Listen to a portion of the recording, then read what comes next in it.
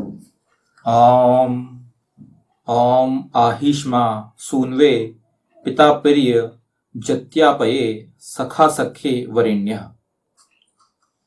और निसंदेह पुत्र के लिए पिता भली भांति यजन करता है, बंधु बंधु के लिए, सखा सख्य के लिए हे वरण किए जाने योग्य। यह ऋग्वेद के प्रथम मंडल के 26वें सूक्त का यह तीसरा मंत्र लिया जा रहा है। 26वें सूक्त में टोटल 10 पूरे 10 मंत्र हैं और 10 मंत्र के जो ऋषि हैं वो भगवान शुनहशेप आजीगर्ती हैं। ये जो इसका दिव्य विषय है, अर्थात जो देवता है इस मंत्र का, ओके, वह पूरे सूक्त का वह है अग्नि, प्रकाश की ओर ले जाने वाला। छंद जो है तीसरे मंत्र का है वह प्रतिष्ठा गायत्री, और जो स्वर है वह है षड्ज। एक ही फुटनोट है इस मंत्र में। और निसंदेह पुत्र के लिए पिता भली भांति यजन करता है, बंधु बंधु के लिए, सखा सख्य के लिए हे वरण किए जाने योग्य। हीष्म सून्वे पिता आ यजति अपिह आप्ये सखा सख्ये वरेण्य।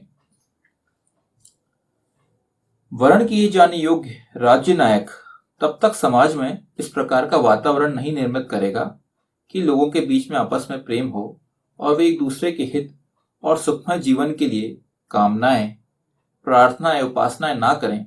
समाज और विश्व की प्रगति और उत्थान होना असंभव है। हमारा जो हिंदू धर्म है या आइडियली जो सोसाइटी होनी चाहिए, वो सोसाइटी ऐसी होना चाहिए कि लोग एक दूसरे के ग्रोथ के लिए, एक दूसरे की उन्नति के लिए कामनाएं करें, एक दूसरे की सहायता करें। ये चीज पहले के टाइम में, मतलब अगर हम बात करें, अभी कलयुग है, कलयुग में तो ये चीजें बहुत ही ज्यादा नीचे आ चुकी। बट अगर हम पहले देखें तो ये ऐसा वातावरण हुआ करता था जहां पे लोग एक दूसरे की सहायता करते थे, एक दूसरे की उन्नति के लिए कामनाएं करते थे, एक दूसरे की हेल्प भी करते थे।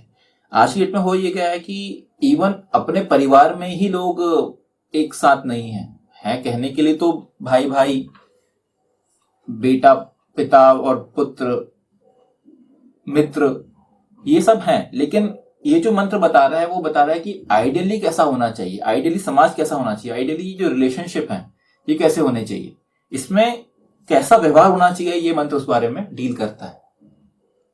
तो यहां ये बोला जा रहा है कि आपको ऐसा वातावरण बनाना पड़ेगा ताकि ये जो लोग हैं, पिता है पुत्र के लिए, पुत्र पिता के लिए, मित्र मित्र के लिए, या अपना भाई अपने भाई के लिए, मतलब जो भी रिलेशनशिप है वो एक दूसरे के लिए काम करें, एक दूसरे के साथ काम करें, एक दूसरे का सहयोग करें और एक दूसरे की उन्नति की कामना करें, उन्नति के लिए हेल्प भी करें।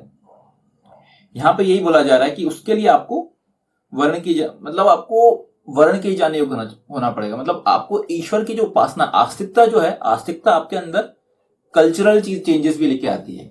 होता क्या है, जब तक हम अपने आप को दुनिया से एक अलग हटके पाएंगे, अगर हमारे अंदर आस्तिकता नहीं है, हमारे अंदर ईशान प्रणिधान नहीं है, ईश्वर पे विश्वास नहीं है, तो हम पाएंगे कि हमारे अंदर की जो नैतिकता, इंसानियत है, उसमें भी कहीं ना कहीं क्षय होता है, उसमें भी डाउनवर्ड्स आप नीचे चले जाते हो। और यही प्रॉब्लम रही है। अगर हम देखेंगे, अगर पहले की बात करें, इसके पहले भी, कि जब कम्युनिज्म आया था, कम्युनिज्म की कंसेप्ट ही ये था कि उसमें ईश्वर को की आस्तिकता को के कंसेप्ट को माना ही नहीं गया था।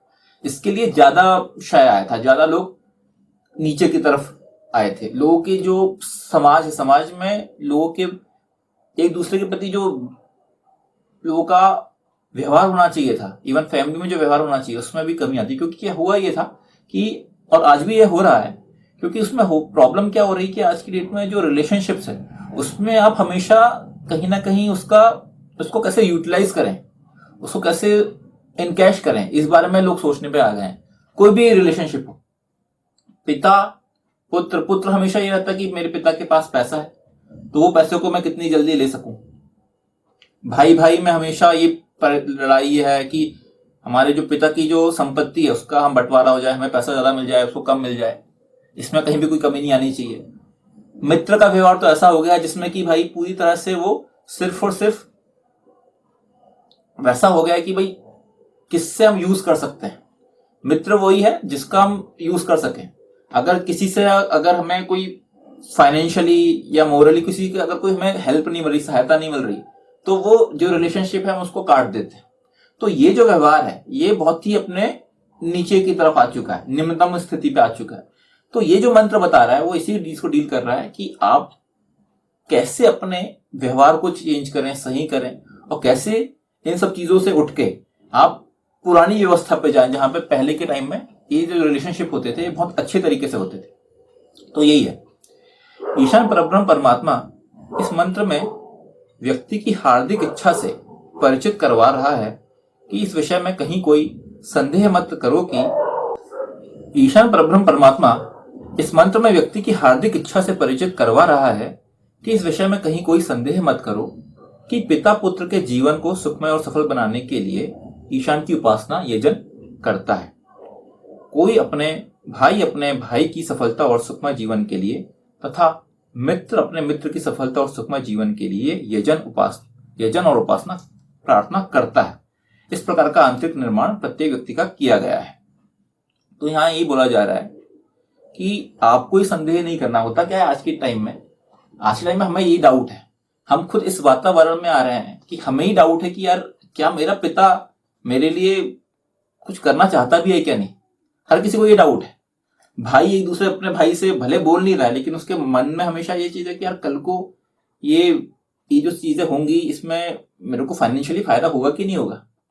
सिमिलरली दोस्त जो है, मित्र है, वो अपने मित्र से ये सोच पे लगा हुआ है कि यार ये मेरा कहीं ना कहीं ये यूज करना चाहता है। तो पॉइंट ये है कि आपको ईशान परब्रह्म परमात्मा ने ये मंत्र में यही बोला हुआ है कि पहले तो आपको ये संदेह नहीं होना चाहिए। अगर डाउट आपके दिमाग में आ रहा है मतलब उसका कुछ ना कुछ रीजन है, मतलब आपकी सोच ही पहले थोड़ी सी चेंज है। तो यहाँ पे पहले तो आपकी इंसानियत है, इंसानियत की बात आती है। रिलेशनशिप को सही तरीके से डील करना कैसा करना पड़ेगा उस बारे में ये बात की गई। हमारे जो रिलेशनशिप्स हैं उन रिलेशनशिप्स में हमेशा हमारी जो सोच है वो पूरी तरह से कमर्शियल हो गई है। व्यावहारिक सोच ना रह के अब हमारी पूरी सोच हो गई है कि व्यावसायिक सोच हो गई है कि हम चाहते हैं कि बस हमारा फाइनेंशियली फायदा होना चाहिए। ये जो कलयुग है, कलयुग में रिलेशनशिप्स की भी कोई अहमियत नहीं रह गई है। इसलिए हम देखेंगे कि जो सबसे इंपॉर्टेंट जो रिलेशनशिप की हम बात करते हैं वो सबसे बड़ा रिलेशनशिप होता है आपका पति पत्नी का, क्योंकि जो पति पत्नी है वही एक इकाई है समाज की और इसी से फिर अगली पूरी जनरेशन चलती है।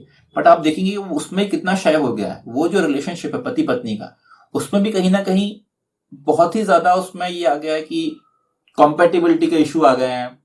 आप बोल सकते हैं उसमें जो रिस्पेक्ट की बात है पति पत्नी के लिए, पत्नी का पति के लिए, वो सब रिस्पेक्ट बहुत नीचे हो चुका है।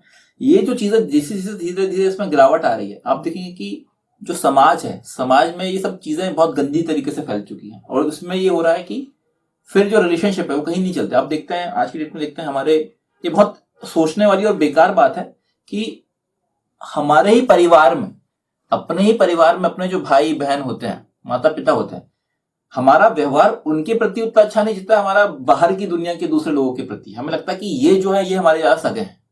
वो हमें क्यों लगता है कि हमें लगता है कि यार ये इससे हमें फायदा हो रहा है, और हमारे माता पिता या हमारे भाई बहन हमें लगता है कि यार ये तो हमारे दुश्मन है।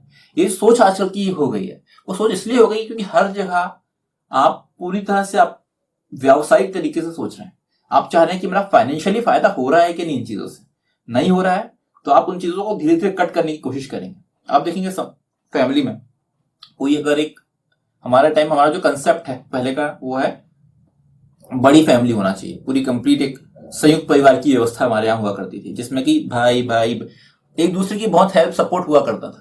लेकिन आज की डेट में आप पाएंगे जहां पे भी लोगों को ये लगता है कि यार मेरे को इस फैमिली में रह के मेरा कुछ फायदा नहीं हो रहा है, मेरे को फाइनेंशियली इससे मेरे को नुकसान ही हो रहा है, वो धीरे धीरे जो परिवार का जो संयुक्त परिवार वाला कंसेप्ट है वो धीरे धीरे कटता जा रहा है।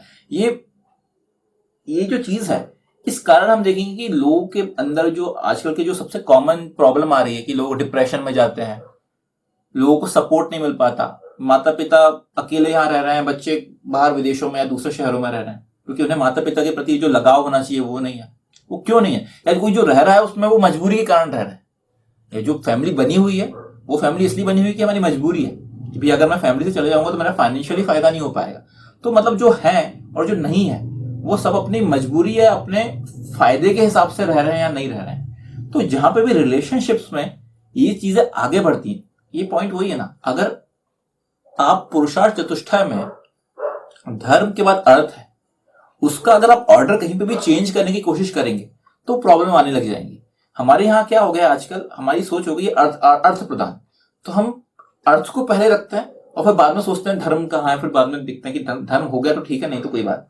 तो ये सोच, अगर आपकी सोच अर्थ पहले और धर्म को पीछे रखेंगे तो ऑटोमेटिकली आपको ये सब परेशानी, प्रॉब्लम आने लगेंगी। जो रिलेशनशिप्स हैं, जो बने हुए हैं चीजें, हमारे जो माता पिता का जो संबंध बना हुआ है, पिता पुत्र का संबंध बना हुआ है, फिर हमारे जो भाई भाई मित्र, ये संबंध बने धर्म के बेस पे बने हुए हैं। इसमें क्या है, धर्म है, पिता का धर्म है, पुत्र का धर्म है, भाई का धर्म है, मित्र का धर्म है। ये धर्मों की बात की गई। अगर हम इन सब जो मैं बात किया, इन सब का, इनके धर्म की बात करें तो हमें ऑटोमेटिकली पीछे जाके हमें एग्जाम्पल देने पड़ेंगे। इसमें हम समझें कि भाई भाई भाई का धर्म क्या होता है, पिता पुत्र का धर्म क्या होता है, इन सब के आप रिलेशनशिप अगर इनके एग्जाम्पल देखने चाहें तो हम जाके द्वापर युग, त्रेता युग में देख सकते हैं, सतयुग में देख सकते हैं। आपको यहाँ पे सब मालूम चलेगा कि पिता कैसा पुत्र के लिए हुआ करता था, पुत्र की क्या रिस्पेक्ट होता था, पुत्र कैसे रिस्पेक्ट करता था अपने पिता की, भाई भाई कैसे होते थे। भाई भाई के लिए तो आप भरत का, भगवान राम का देख लो, कैसे उन्होंने एक दूसरे, किसी को कोई मतलब नहीं था कि भाई राज्य छोड़ो, मेरा भाई है और मेरा भाई सबसे मेरे लिए इंपॉर्टेंट है, बाद में सब चीजें आती हैं। मित्र मित्र का देखें आप, मित्र में देख सकते हैं आपकी भगवान कृष्ण और जो अर्जुन थे, उनकी मित्रता के लिए, अर्जुन के लिए उन्होंने क्या क्या सब कुछ कैसे उनको समझाया, उनको सिखाया। होता यही है कि आप इन रिलेशनशिप्स को, इनको देख के इनके एग्जाम्पल लें और समझे कि ये कैसे हुआ करते थे। भगवान कृष्ण ने या भगवान राम ने, भगवान राम के जो मित्र हुआ करते थे, जैसे सुग्रीव हो गए,